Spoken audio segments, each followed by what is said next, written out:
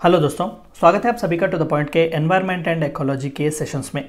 आज के इस चैप्टर में हम टेरेस्ट्रियल इकोसिस्टम्स के बारे में पढ़ेंगे, यानी कि लैंड पर हमें किस तरीके के अलग अलग इकोसिस्टम्स देखने को मिलेंगे। हमने पिछले दो चैप्टर्स में इकोसिस्टम एंड इट्स फंक्शंस के बारे में देखा कि हर इकोसिस्टम अलग अलग होता है, उसमें अलग अलग साइकिल्स होते हैं, उसके फंक्शंस अलग होते हैं। लेकिन हमने ऑलरेडी ये भी देखा कि दो ब्रॉड कैटेगरीज होते हैं इकोसिस्टम के, एक तो टेरेस्ट्रियल यानी कि लैंड बेस्ड जो कि ज़मीन पर होते हैं, दूसरे जो है वो एक्वेटिक यानी कि वाटर बेस्ड, समंदर, रिवर्स, लेक्स वगैरह में जो होते हैं। तो इस चैप्टर में हम इस टेरेस्ट्रियल इकोसिस्टम के बारे में पढ़ेंगे, यानी कि हमें लैंड बेस्ड पर किस तरीके के अलग अलग इकोसिस्टम्स देखने को मिलेंगे। तो आइए आज का चैप्टर शुरू करते हैं।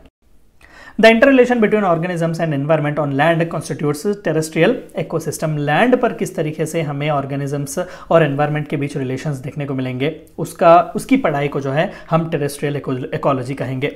Due to variations in topographic features of valley, mountains and slope, certain differences occur. तो जाहिर सी बात है कि प्लेन्स होते हैं, प्लेट्यूस होते हैं, माउंटेन्स वगैरह होते हैं, तो अलग अलग जिस तरीके के हमें लैंड पर लैंड फॉर्म्स देखने को मिलेंगे, उसी तरीके से हमें डिफरेंट जो है इंटरेक्शंस वहाँ पर देखने को मिलते हैं एनवायरनमेंट में।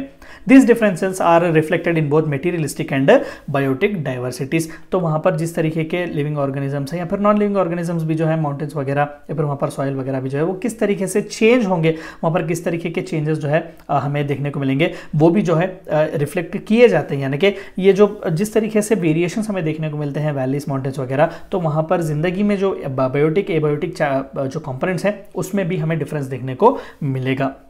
तो आइए ब्रीफली जो है हम इन सभी टेरेस्ट्रियल इकोसिस्टम्स के बारे में, चंद इंपॉर्टेंट टेरेस्ट्रियल इकोसिस्टम्स के बारे में पढ़ने की कोशिश करते हैं। वैसे तो दुनिया भर में हमें ऐसे कई इकोसिस्टम्स देखने को मिलेंगे, लेकिन चंद इंपॉर्टेंट जो है, सबसे पहला जो है वो टंड्रा इकोसिस्टम है। Tundra means a barren land since they are found where environmental conditions are very severe. एक ऐसा इकोसिस्टम जहाँ पर जिंदगी का बसर करना बहुत ही मुश्किल है। एनवायरमेंटल कंडीशंस वहाँ पर होते हैं बहुत ही सीवियर और एक्सट्रीम होते हैं।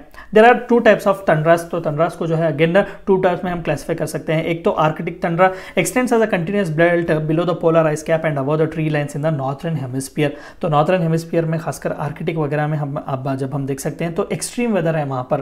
फॉर एग्जांपल आर्कटिक में इग्लूस वगैरह होते हैं, वहाँ पर जो लोग होते हैं वो इग्लूस में रहते हैं, वहाँ पर ज़िंदगी जीना बहुत ही मुश्किल है। हंटिंग वगैरह पर जो है वो आज भी नोमैडिक लाइफ जीते हैं। तो यहाँ पर आप पिक्चर देख सकते हैं, ये एक आर्कटिक थंड्रा है। एंड अगेन अल्पाइन थंड्रा जो कि एग्जैक्टली माउंटेनियस रीजन में, उन्हीं को जो कोल्ड माउंटेन्स वगैरह जो होते हैं, हाई जो एलिवेशंस पर होते हैं, वहाँ पर हमें अल्पाइन थंड्रा देखने को मिलेगा। Occurs at high mountains above with respect to Arctic mountains. तो इसी तरीके से हाईएस्ट एलिवेशंस पर जो है हमें वो देखने को मिलेगा। यहाँ पर आप देख सकते हैं, भले ही आइस वगैरह ना हो, लेकिन यहाँ पर भी एक्सट्रीम जो है कंडीशंस हमें देखने को मिलते हैं। तो ये थंड्रा है।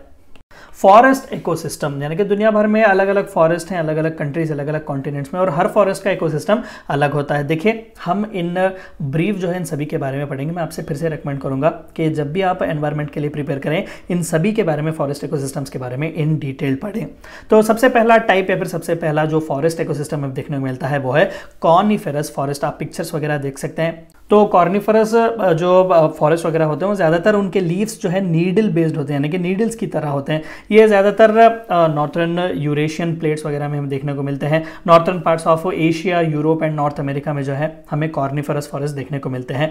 दूसरा इंपॉर्टेंट जो टाइप ऑफ फॉरेस्ट है, इकोसिस्टम जहाँ पर हमें देखने को मिलता है वो है टेम्परेटेड डेसिडियस फॉरेस्ट। आप यहाँ पर पिक्चर देख सकते हैं, एक बेस्ट एग्जाम्पल है टेम्परेटेड डेसिडियस फॉरेस्ट का। लीव्स वगैरह जो है इसके बहुत ही ब्रॉड होते हैं। लीव्स में जो है फॉल वगैरह भी हमें देखने को मिलता है। Temperate deciduous forest lies in mid latitude area of earth between the Arctic poles and the tropics. तो ये भी बहुत ही इंपॉर्टेंट है। तीसरा सबसे जो इंपॉर्टेंट है वो है टेम्परेट एवरग्रीन फॉरेस्ट। तो इनकी खासियत यह है कि they are located in areas with warmer summers and cool winters. They are found in coastal regions of area with mild winters and drier climates.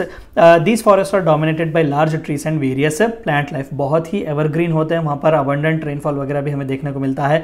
Rich जो है फॉरेस्ट लाइफ वहाँ पर देखने को मिलती है। चौथा सबसे इंपॉर्टेंट जो फॉरेस्ट इकोसिस्टम है वो है temperate rain forest. Temperate rain forest और कॉर्निफेरस और broadleaf forest that occurs in temperate zones and receive heavy rainfall. तो यहाँ पर रेनफॉल जो है वो बहुत ही अच्छी तादाद में हमें देखने को मिलता है। बेस्ट एग्जांपल अगर हम कह सकें तो again North America stretching from Alaska to Oregon, ये सभी जो जितने भी रीजन्स हैं वहाँ पर टेम्परेट रेन फॉरेस्ट का जो है क्लासिफिकेशन किया गया। या फिर बेस्ट एग्जाम्पल अगर हम कह सकें यूनाइटेड किंगडम, नॉर्वे, जापान वगैरह के कंट्रीज में भी ज़्यादातर टेम्परेट रेन फॉरेस्ट हमें देखने को मिलते हैं। ट्रॉपिकल रेन फॉरेस्ट अगला हमारा सबसे इंपॉर्टेंट फॉरेस्ट इकोसिस्टम है। तो ट्रॉपिकल रेन फॉरेस्ट की खासियत जो है वो है they are in area where there is no dry season वहां पर नहीं होता। All months have an average precipitation of at least 60 millimetre. 60 millimetres का जो है हमें एवरेज हर मंथ कहीं ना कहीं रेनफॉल देखने को मिलेगा। And they may also be refer to as lowland equatorial evergreen forest. तो यहाँ पर रेंज जो है अबंडेंट होने चाहिए, तभी जो है ये ट्रॉपिकल रेन फॉरेस्ट हमें देखने को मिलते हैं। आखिरी सबसे इंपॉर्टेंट फॉरेस्ट इकोसिस्टम है वो है सब ट्रॉपिकल रेन फॉरेस्ट। तो इसका यूनिक फीचर जो है वो ये है कि सब ट्रॉपिकल रेन फॉरेस्ट और rain forest that share the characteristics of tropical rain forest and temperate forest. Tropical forest cover a large part of the globe but temperate rain forest only occur in few regions around the world. Temperate rain forest और rain forest in temperate regions, तो इन्हें सब tropical rain forest भी कहा जा सकता है। देखिए और भी कई क्लासिफिकेशंस माइनर मेजर हमें देखने को मिलेंगे। ये सभी जो है चंद मेजर इंपॉर्टेंट फॉरेस्ट इकोसिस्टम्स है। मैं आपसे रेकमेंड करूंगा कि जब भी आप एनवायरनमेंट से रिलेटेड जो कोई भी मटेरियल एनसीईआरटीज हो या फिर हायर बुक्स जब आप पढ़ें तो इन सभी के बारे में आप नोट्स वगैरह बना लीजिएगा कि कॉर्निफरस फॉरेस्ट में किस तरीके के रेनफॉल्स वगैरह होने चाहिए, क्लाइमेट नेचर वहाँ पर किस तरीके से होता है, सीजन्स वगैरह किस तरीके से होते हैं, इन सभी के बारे में। फॉरेस्ट टाइप्स इन इंडिया, तो हमें इंडिया में किस तरीके के फॉरेस्ट टाइप्स देखने को मिलेंगे ज़्यादातर। ट्रॉपिकल वेट एवरग्रीन फॉरेस्ट जो कि ज़्यादातर महाराष्ट्र, कर्नाटक और तमिलनाडु और खासकर अंडमान एंड निकोबार के आइलैंड्स में हमें ट्रॉपिकल वेट एवरग्रीन फॉरेस्ट देखने को मिलेंगे।